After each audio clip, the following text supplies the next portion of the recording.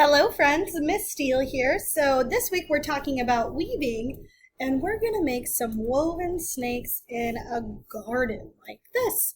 So what we're going to do is we're going to talk about what we need and then we're going to get started and we're going to make our own woven garden with some snakes in it. For this project you want 2 pieces of paper. I have a bigger paper for my garden and a smaller white paper for what I'm going to cut my snakes out of. You want some crowns to color in, crayons. You want a pencil and an eraser. I have a black marker to outline my snakes so they're easier to cut out. Glue, scissors, and then if you have it, you can actually paint in your garden. So I'm going to be using some paints. If you don't have paints, you could just color it in or even use a green paper.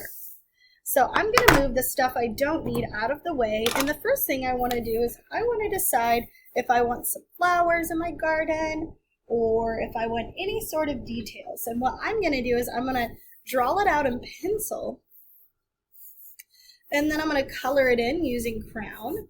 So whenever I paint on top, I should still be able to see my flowers because crayons are made of wax.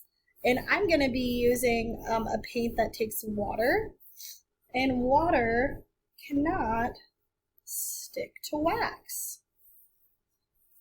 And I'm going to just add some flowers throughout my garden. I'm going to show you how I draw these. So one way is I start out with a circle in the middle, and then I draw long skinny U's going around. So it's almost like a really big U.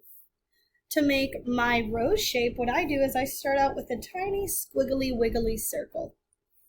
And then I add wavy lines going around to make my petals. You can also go through and think about what other details you might want in your garden, but I think I'm going to stick to flowers.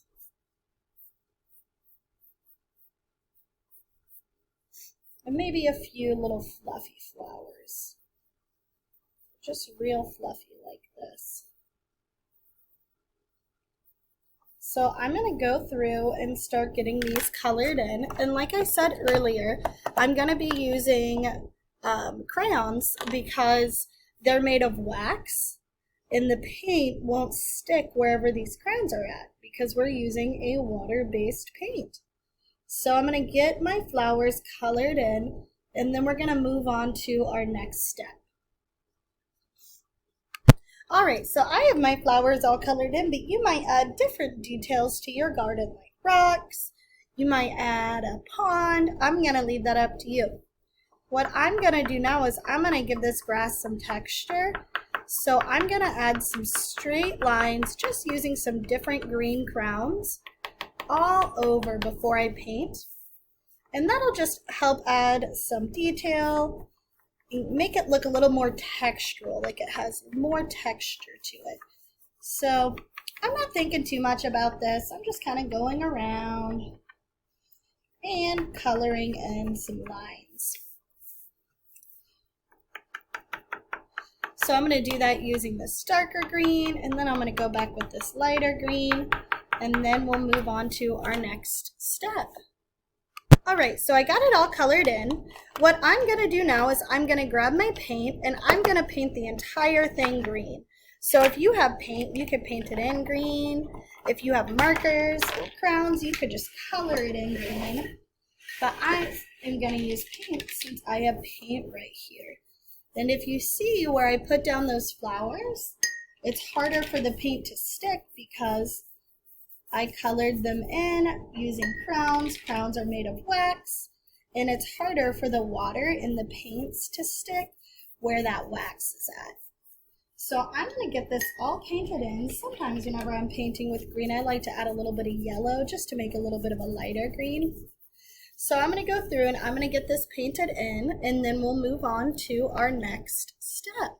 All right, so I have this all painted in. What I need to do is go find a safe place to let this dry because we're going to use it in a bit, but I need it to be completely dry first. So I'm going to go clean up my paints and put this up to dry, and then we'll be able to move on to our next step. All right, now that our painting's off drying, what we're gonna do is we're gonna use this white paper to make our snakes. So to do this, what I'm gonna do is I'm gonna fold my paper in half once, and then I'm gonna fold it in half again. So it's gonna be really skinny like this.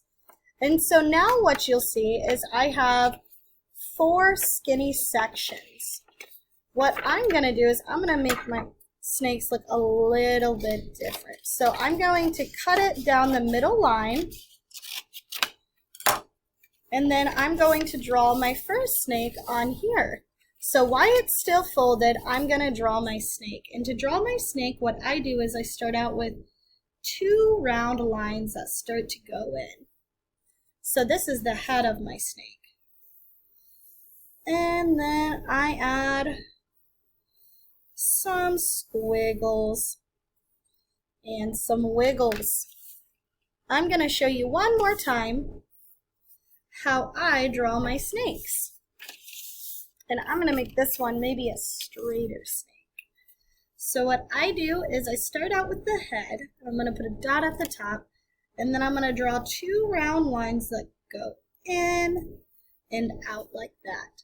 And now I'm going to draw my snake's body. I'm going to do that using a wavy line. Then it's going to come together at the bottom like that. I'm going to hold this so I can cut it out while it's folded still. And in doing this, I'm going to have 2 snakes that look the same, and it also saves me some time from having to cut them out individually. So I like to hold it really tight while I'm cutting, just so it doesn't slip and slide around. So now I have 2 snakes. Now I'm going to show you that one more time. I like to start on the side that is not folded, because I think it stays together better that way. And I hold it really tight, and I adjust my hands if I need to. And that's how I'm going to cut out my next 2 snakes.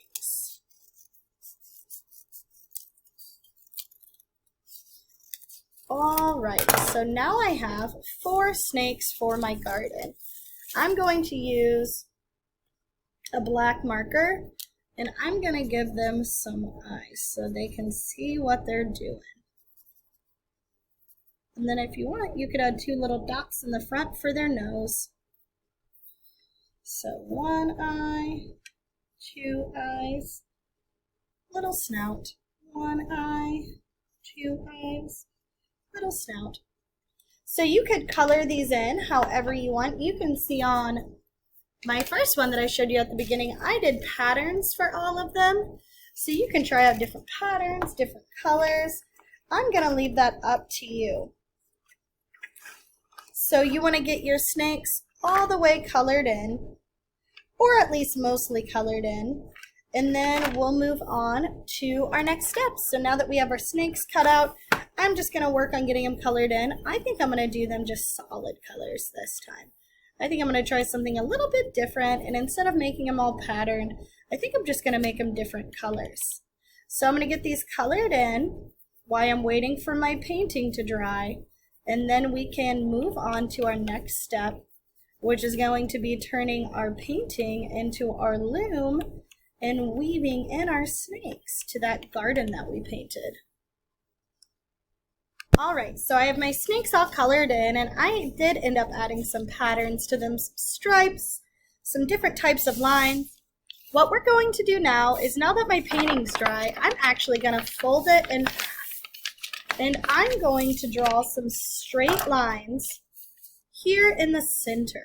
So I'm not going to go all the way to the edge. I'm just going to draw straight lines going from one side to the other. And then while it's still folded, here's the part that opens. Here is the part where it's closed. I'm going to cut on these lines, and I'm going to cut through both sections of the paper. So I'm cutting through both sides. So I drew my straight lines, I drew 1, 2, 3, 4, 5, 6. So you want to draw right about 6 lines, and I tried to make them evenly spaced apart. Once I have this, I'm actually going to flip this over, and I'm going to make some small cuts going down through both of these, just so it can have more of a grass-like texture. So I'm going to go through and keep cutting around this. I might even do some down here too. So I'm just cutting little lines all the way around just to make this look more like grass. I'm being mindful not to cut into my middle lines because I want to keep this all together. So I'm going to work on going around and just making some little cuts all the way around to give it that grass-like texture. And then we'll move on to our next step. Alright, so I have my fringe cut all the way around, and now I have these different areas inside here, and what I'm going to do with my snakes is I'm going to weave them in. So when you're weaving, you're going under, over, under, over, under, over, like that. And to keep my snake from falling out, what I'm going to do is I'm going to use my glue, and I'm going to add a dot of glue behind his head, like that. And then I'm going to squish it down. So let's try it again. If you see for this one I started over, I'm going to start under for my next one. So I'm going under, over, under, over, under, over. And then I'm going to go under again. I'm going to bring his head out just so I can see it. And then I'm going to add my dot of glue so I can squish him down. So let's try this again. I've started over and under. I'm going to start over again. So I'm going over, under, under. And once I get it in a place that I like it, maybe I'll turn this one in a little bit, I'm going to add my glue. So now I'm going to add my last snake going in that under over pattern. And I think since they're all facing this way, I'm going to make this one face this way. So he's going to go under and then over, under, over, under, over, just like that. And now I'm going to add my dot of glue and squish it down. And because we glued their heads down, they shouldn't be moving too much. Unfortunately, glue doesn't work like magic. It likes a little bit of help from you, but that is our snakes in the garden weaving. Here was the one I had at the start. Here's the one I just made with y'all. I can't wait to see how your projects come out, and I will see you all next time. Have a wonderful rest of your morning, your evening, your afternoon, whenever you're watching this. Bye, you guys.